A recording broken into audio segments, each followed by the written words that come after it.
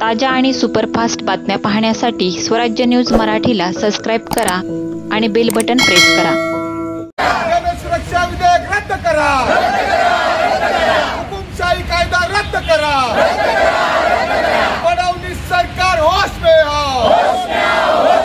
भाजप सरकार होश में हो। जे काही प्रदर्शन केलं तर ह्या ऍक्ट खाली आम्हाला विरोधकांचा आवाज दाबवण्याचा हा एक मोठा प्रयत्न चाललाय सत्ताधाऱ्यांकडून। आणि कॉन्स्टिट्यूशन मध्ये ऑलरेडी प्रोव्हिजन असताना या ऍक्टची काय गरज आहे का हा प्रश्न आम्ही त्यांना विचारतोय। त्याचा गैरवापर करून, त्याचा मिसयूज करून सरकारच्या विरोधात जे कोणी बोलणार आहे त्यांना हा ऍक्ट लागू होणार आहे। आणि म्हणून ही अनडिक्लेअर्ड इमर्जन्सी एक प्रकारे आपल्या देशात आहे हे आम्हाला या ठिकाणी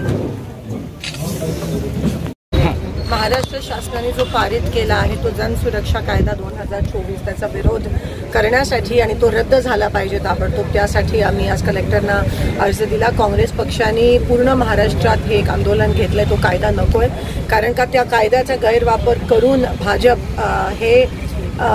भाजप सरकारच्या विरोधात जर कोणी काही मीटिंग घेतली, आंदोलन घेतलं किंवा एक संवाद जरी घेतला तरी ह्या कायद्याचा गैरवापर करून त्या लोकांवर कारवाई होण्याची शक्यता आहे। आणि त्यासाठीच भाजप सरकारने हा कायदा पारित केला आहे, कारण का कुठेतरी अघोषित आणीबाणी आपल्या देशात पुन्हा आली आहे आणि हे कायदा ते सिद्ध करत आहे।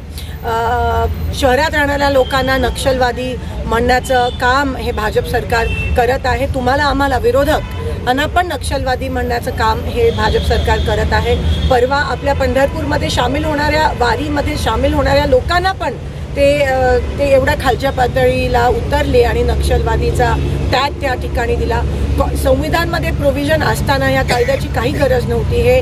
ह्याच्यावरून साध्य होतं की ह्याचा गैरवापर करून विरोधकांवर या कायद्याचा वापर करून पूर्णपणे हुकुमशाही कायदा आहे आणि विरोधकांचा आवाज, सर्वसामान्य लोक जे सरकारच्या विरोधात बोलायला पाहिजे, जे बोलणार आहेत त्यांचा आवाज दाबण्याचा आणि त्यांच्यावर कारवाईच नाही पण अटक करण्याचा प्रयत्न हे भाजप सरकार करत आहे। त्या कायद्याचा काँग्रेस पक्षाच्या माध्यमातून विरोध होतो आणि तो कायदा ताबडतोब रद्द झाला पाहिजे अशी आमची मागणी आहे।